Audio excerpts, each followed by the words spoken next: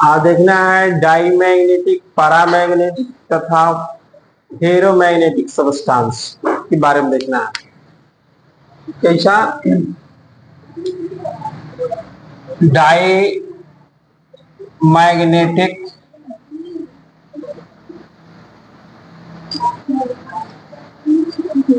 Paramagnetic तथा क्या है फेरोमैग्नेटिक सब्सटेंस।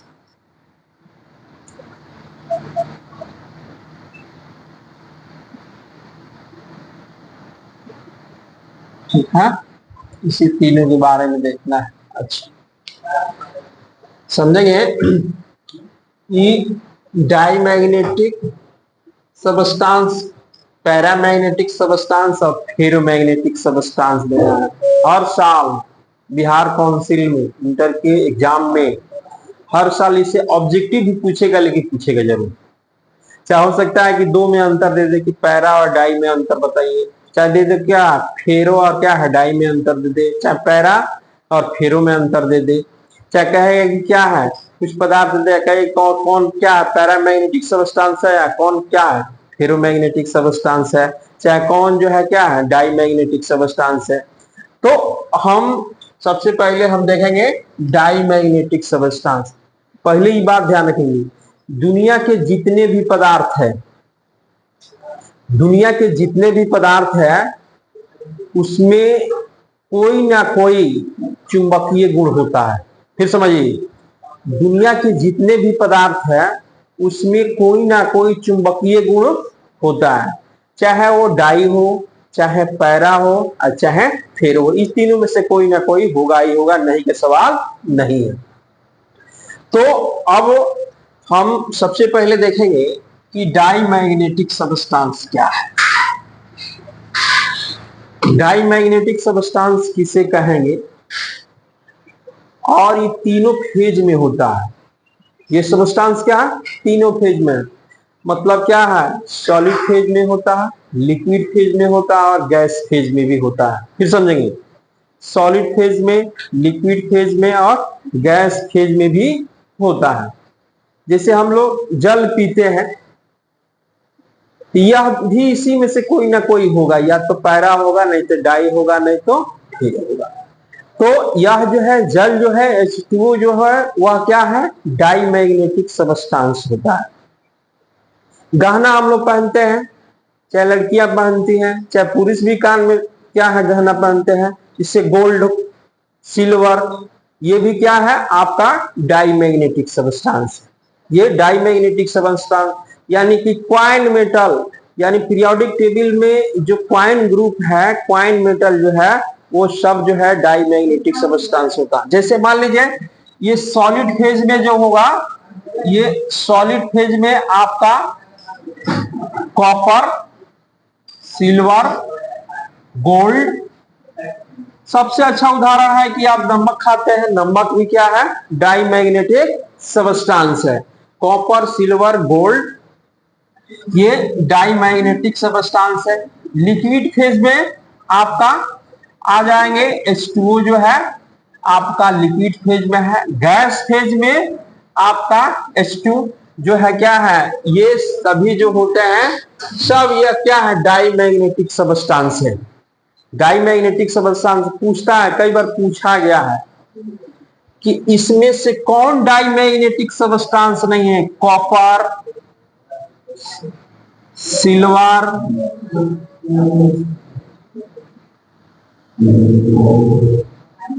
सोडियम, गोल्ड, कौन नहीं है, सोडियम नहीं है, ये पैरामैग्नेटिक सब्सटेंस है। तो इस तरह से क्वेश्चन पूछता है कि क्या इसमें से कौन नहीं है, तो क्या सोडियम जो है नहीं है, पैरामैग्नेटिक सब्सटेंस है। कुछ डाईमैग्नेटिक की पहचान पहले हम कैसे कर पाएंगे, पहले यह कि क्या है उस कैसे हम पहचाने, किसी भी चुंबकीय क्षेत्र में डाईमैग्नेटिक सब्सटेंस जो है क्षेत्र में ले जाया जाता है तो अपने विपरीत दिशा में चुंबकित हो जाता है, जिधर ले जाए उसके विपरीत दिशा में चुंबकित हो जाता है। तो इस प्रकार के पदार्थों को हम डाई मैग्नेटिक सबस्टांस कहते हैं। फिर समझिए, वैसे पदार्थ जो चुंबकीय क्षेत्र में ले जाने पर विपरीत दिशा में मामूली रूप से चुंबकित हो जाता है, मामूली रूप से चुंबकित हो जाता है, तो इस प्रकार के पदार्थों को हम डाई मैग्नेटिक सबस्टांस कहते हैं। एक और पहचान है, आप लोग इलेक्ट्रॉनिक विन्यास पर भी निकाल सकते हैं, इस जिनके बाह्यतम कक्ष में जोड़ा इलेक्ट्रॉन हो उसे हम क्या कहते हैं, डाई मैग्नेटिक। जैसे मान लीजिए कि कॉपर का आप निकालते हैं ना जी, तो कॉपर का 4s1 और 3d10 हो जाता है, और यहां पर क्या है आपका आर्गन हो जाता है ना। तो आप यह देखेंगे कि इसके बाह्यतम कक्ष में मतलब क्या है, डी में क्या है जी, 1 2 3 4। देखिएगा पहले एक एक करके इलेक्ट्रॉन भरेगा, पहले एक एक करके भरेगा। देखिएगा इसके बाह्यतम कक्ष में जोड़ा हो गया, यह जो है पेयर्ड इलेक्ट्रॉन है, ये क्या है, पेयर्ड इलेक्ट्रॉन है, इसलिए ये क्या है, डाई मैग्नेटिक सबस्टांस है। H2O को संयुक्त रूप से देखेंगे तो वो भी क्या है, डाई मैग्नेटिक सबस्टांस, आर्गन की संरचना प्राप्त कर लेता है, तो क्या है वह किसमें चला जाएगा, यानी कि सभी इनर्ट गैस डाई मैग्नेटिक होते हैं। तो इस प्रकार हम यह देखेंगे कि अब इसमें जो है मान लीजिए कि अगर क्या है सॉलिड स्टेट में है, अगर पाउडर है तो उसको कैसे पहचान करेंगे कि डाई मैग्नेटिक है, अगर क्या है द्रव है तो उसको कैसे पहचान करेंगे कि क्या है, यह जो है आपका जो है डाई मैग्नेटिक सबस्टांस है। तो सबसे पहले मान लीजिए कि अगर पाउडर के रूप में हो, क्या हो, पाउडर के रूप में हो, तो उसको हम क्या है, जो मैग्नेटिक पोल है इस पर हम रखते हैं, ये मैग्नेटिक पोल जैसे नॉर्थ हुआ और ये साउथ हुआ, तो साउथ हुआ तो ये मैग्नेटिक पोल है, इसको हम ऐसे भी लिख सकते हैं, यानी कि साउथ हो जाएगा और ये आपका नॉर्थ हो जाएगा। तो आप ये देखेंगे कि एक वाच ग्लास है, एक वाच ग्लास में इसको रखेंगे तो अब यह पाउडर के रूप में होगा ना, तब ये जाकर बीच में इकट्ठा हो जाएगा इसमें। इसका मतलब ये हुआ कि यह जो है यहां तीव्रता अधिक है, यहां तीव्रता अधिक है, अब बीच में तीव्रता कम है, यानी कि क्या ध्रुवों पर तीव्रता अधिक है और इसके बीच की दूरी जो है अधिक है, मान ली कि 2 सेंटीमीटर हो, 3 सेंटीमीटर हो, 4 सेंटीमीटर हो, तो यह इसके बीच की दूरी इसमें जो है क्या है, इसके बीच की दूरी अधिक है, तो वह क्या अधिक तीव्रता वाले क्षेत्र से कम तीव्रता वाले क्षेत्र की ओर जाना चाहता है, क्योंकि हम बताए हैं कि क्या है, डायमैग्नेटिक सबस्टांस उसे कहते हैं जो किसी चुंबकीय क्षेत्र में ले तो अपने विपरीत दिशा में, यानी कि अधिक से कम की ओर क्या है जाता है, अधिक से कम की ओर। तो यहां पर तीव्रता अधिक है, यहां पर तीव्रता कम है, यहां पर तीव्रता अधिक है, यहां पर तीव्रता अधिक है, यहां पर बीच में क्या है कम है, तो वह क्या है, वह कहां गोट हो जाता है, यह जो है बीच में जहां पर तीव्रता कम है वहां चला जाता है, तो वह क्या है, यानी कि उसको ऐसे प्लेन करके रखेंगे लेकिन उड़कर कहां चला जाएगा, ऊपर, प्लेन करके रखेंगे लेकिन वो क्या है गोट होकर ऊपर चला जाएगा, ऊपर वह क्या है गोट हो जाता है। यह हम समझ जाए कि यह पाउडर जो है आपका क्या है डायमैग्नेटिक सबस्टांस है। दूसरा कंडीशन यह है कि मान लीजिए इसका दूसरा कंडीशन है, इसको हम क्या करें, ध्रुवों को सटा दें, ध्रुवों को क्या करें सटा दें, तो सटाने पर हम देखते हैं कि अब जब सटा देंगे इसके बीच की दूरी एकदम मतलब कम कर दिए हैं, और तब इस वाच ग्लास पर हम क्या करें कि इसको रखें, तो वाच ग्लास पर रखेंगे तो अब बीच में तीव्रता, तो अब जानते हैं क्या होगा, अब ये बाहर की ओर उठ जाएगा, अब बीच में धंस जाएगा, क्या हुआ बाहर की ओर, बाहर उठ गया, और क्या है यहां पर क्या है मान लीजिए कि एन पोल हो गया, यहां पर क्या है एस पोल हो गया, यहां पर एस पोल और यहां पर क्या है एन पोल हो गया। तो अब यहां पर जो तीव्रता है वह क्या है बीच में अधिक है, तो अधिक तीव्रता से कम तीव्रता की ओर यह विस्थापित होता है, अधिक तीव्रता से कम तीव्रता की, इससे पता चलता है कि यह क्या है बीच में तीव्रता कम है, तो यहाँ तीव्रता अधिक, तो यहाँ से बीच में वो क्या अधिक हो गया। लेकिन वही क्या है, यहाँ पर जो बीच में तीव्रता अधिक कर रही है तो बाहर की ओर विस्थापित होगा, यानी कि क्या अधिक तीव्रता से कम तीव्रता की ओर। अगर मान लीजिए वो लिक्विड फेज में है, क्या है वह लिक्विड फेज में, ही मतलब क्या है सॉलिड फेज में है तब के लिए है। ये लिक्विड फेज में है तो यू आकार की एक नली ले लेते हैं।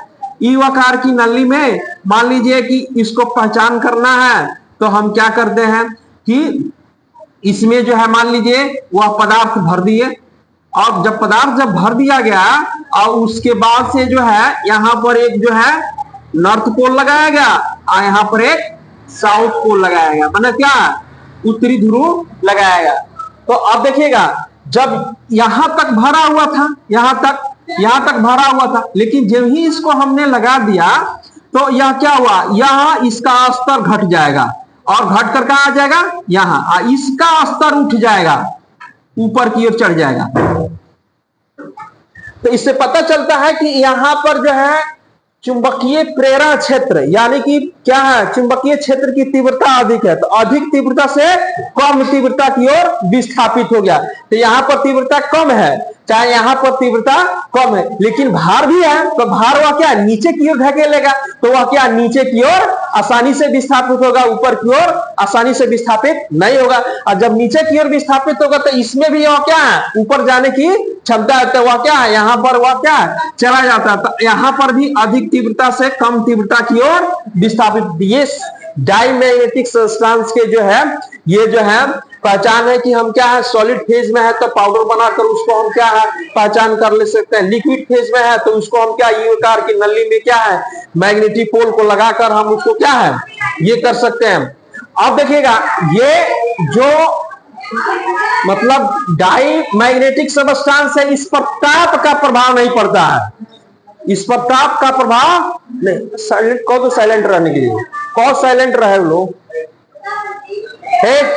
थोड़ा सा ध्यान रखेंगे। यह जो है हम कह रहे हैं कि इस पर ताप का प्रभाव नहीं पड़ता है, इस पर जो ताप का प्रभाव नहीं पड़ता, मतलब ताप इस पर डालने पर डाई से ना पैरा में बदलेगा ना फेरो में बदलेगा, ये बात हमेशा ध्यान रखेंगे। इस पर क्या है do not depend on temperature, यह जो है क्या है टेम्परेचर पर क्या करता है निर्भर नहीं करता है, यानी कि टेम्परेचर पर जब निर्भर नहीं करेगा, यानी कि टेम्परेचर पर निर्भर नहीं करता। इसका म्यू आर ध्यान में रखेंगे, अपेक्षित चुंबकशीलता म्यू आर चाई, हाँ ध्यान रखेंगे। ये दो चीज कहा है ना कि मैग्नेट से संबंधित है। अपेक्षित चुंबकशीलता शून्य मतलब क्या है जीरो से छोटा होता है। अपेक्षित चुंबकशीलता यह जो है यहां देखेंगे, और यह जो है माने एक से कम होता है, और यह देखिएगा यहां पर इसका जो है यह ऋणात्मक होता है, थोड़ा सा ध्यान रखेंगे, ये ऋणात्मक होता है। चाई का वैल्यू जो होता है वह क्या है ऋणात्मक होता है। तो इससे पता चलता है कि अगर किसी का हम चाई का वैल्यू चुंबकीय प्रवृत्ति यदि ऋणात्मक है तो हम समझेंगे कि डाई मैग्नेटिक सब्सटेंस ही है, दूसरा नहीं होगा। फिर समझिए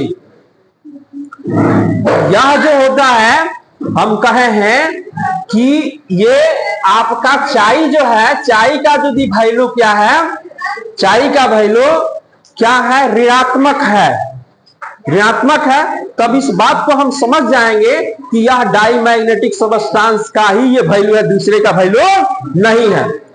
अगर क्या है ये म्यू आर है तो म्यू आर का मान यदि क्या है इससे यदि म्यू आर का मान क्या है एक से कम हो, क्या हो एक से कम हो, तब हम समझेंगे क्या है यह म्यू आर के मान यदि एक से कम हो तभी हम समझेंगे कि क्या है डाईमैग्नेटिक सब्सटेंस है। फिर एक बार समझ लेंगे, ये चीज पहचाना, तीन चीज को हमको ध्यान रखना है कि पहला ये टेम्परेचर पर निर्भर नहीं करता है, किस पर निर्भर टेम्परेचर पर क्या है निर्भर नहीं करता है। या दूसरा ये चीज है कि म्यू आर जो है क्या है एक से छोटा होता है। तीसरा यह है चाई जो है ऋणात्मक होता है, मतलब क्या है, निगेटिव होता है। यह क्या है, निगेटिव होता है। ये बात को ध्यान रखेंगे। यदि ये कहने का अर्थ है कि मतलब ये टेम्परेचर जो है ये टेम्परेचर पर निर्भर नहीं करता। इसका मतलब यह हुआ कि ये जो है डायमैग्नेटिक सबस्टांस जो होता है यह क्या टेम्परेचर पर, टेम्परेचर बढ़ाने या घटाने पर डाई से न पैरा में बदलेगा ना फेरो में बदलेगा। तो इसका मतलब है कि ये टेम्परेचर पर निर्भर नहीं करता। ये कहा है कि म्यू आर रिलेटिव परमिएबिलिटी, मतलब यह म्यू आर का मतलब यहां पर है रिलेटिव परमिएबिलिटी। इसका यह जो है रिलेटिव परमिएबिलिटी है, इसका मतलब है कि यह एक से जो है क्या है, इसका मान जो है कम होता है, एक से कम होता है। और यह जो है चाई चाई का मान जो है ऋणात्मक होता है। अगर ऋणात्मक है तो हम समझ जाए कि वो डाईमैग्नेटिक है।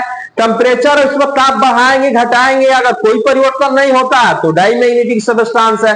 अगर क्या है, म्यू आर का मान यदि एक से कम कहीं दिखाई दे रहा है, एक से कम दिखाई दे रहा है 0.5 0.2 0.7, एक से कम दिखाई दे रहा है तो हम समझेंगे कि क्या है, यह आपका डाईमैग्नेटिक सबस्टांस है। इसका एग्जांपल आप देख ही रहे हैं कि कॉपर, सिल्वर, गोल्ड, क्या सोडियम क्लोराइड, H2O, यह जो है क्या है, डाईमैग्नेटिक सबस्टांस है। यह भी पहचान बताया कि जिसके वाहकत्व कक्ष में पेयर्ड इलेक्ट्रॉन हो तो सभी डाईमैग्नेटिक सबस्टांस होते हैं। यह जो है पहचान बताया है कि जिनके वाहकत्व कक्ष में क्या है, जोड़ा इलेक्ट्रॉन हो, मतलब डबल इलेक्ट्रॉन हो या पेयर्ड इलेक्ट्रॉन हो, तो इस प्रकार को हम क्या कहेंगे, डाईमैग्नेटिक सबस्टांस कहेंगे। तो इसकी पहचान क्या है, अगर वो क्या है सॉलिड स्टेट में है तो पाउडर के रूप में कर लेंगे।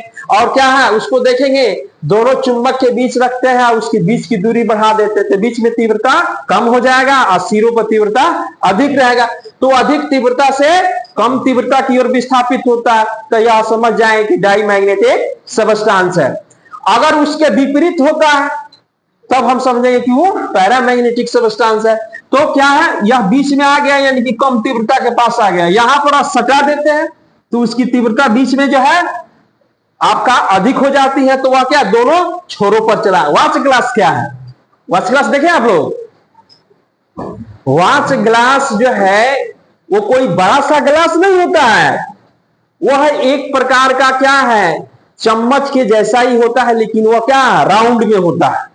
और क्या है, वो कांच का बना होता है, इसलिए उसको क्या है वॉच ग्लास कहता है। उसको क्या है, बाहर से भी कई पदार्थ रखे थे, नीचे से देख सकते हैं, ऊपर से भी देख सकते हैं, उधर से भी देख, किसी भी दिशा से उसको देख, इसलिए उसको क्या है वॉच ग्लास। यह जो है ऐसा ही होता है, माने जो कढ़ाई है, कढ़ाई देखे ना, कढ़ाई का ही सेम रूप होता है, लेकिन वो थोड़ा सा और नीचे से धसा होता है।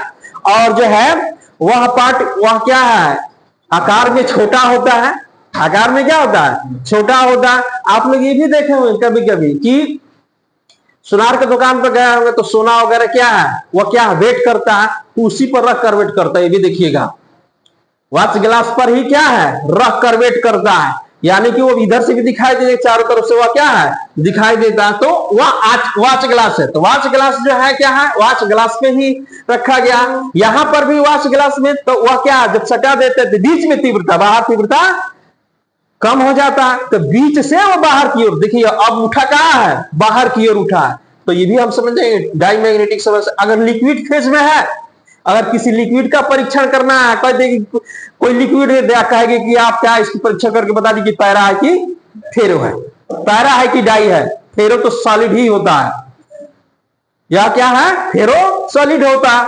लेकिन यह जो हम देखते हैं कि इसमें क्या है, तो इसको क्या करेंगे, सबसे पहले ई आकार की नली ले लेंगे। तो ई आकार की नली लेंगे और किसी एक भुजा में क्या हम लगा देंगे। तो अब दोनों को हम क्या करना है, पहले क्या करेंगे, दोनों को ये जो है दोनों को लेवल समान कर देंगे। लेवल समान करने के बाद तो उसके लेवल के नीचे लगाना है हमको, ऊपर नहीं, लेवल के नीचे लगाए। जब लेवल के नीचे लगाएंगे तो वो और नीचे चला जाएगा, यानी कि यहां पर तीव्रता अधिक है, यहां पर तीव्रता कम है। तो तीव्रता कम होने के कारण क्या है, वो नीचे की ओर विस्थापित हो जाएगा। तो नीचे की ओर विस्थापित, जितना विस्थापित होगा उतना ऊपर ही उठ जाएगा। तब हम समझेंगे कि वह डाईमैग्नेटिक। वहीं पर यहां लगा दिए, इसका लेवल यहां ऊपर चढ़ जाए, इधर घट जाए, मतलब यह क्या है, ऊपर चढ़ जाए इधर घट जाए, तब समझिएगा कि वो क्या है, पैरामैग्नेटिक सबस्टांस होता है। तो ये डाईमैग्नेटिक सबस्टांस की पहचान है। आप कैसे कर सकते हैं, आप ये आप देख सकते हैं। फिर मिलेंगे अगले वीडियो में, और फिर लिखिए थोड़ा सा।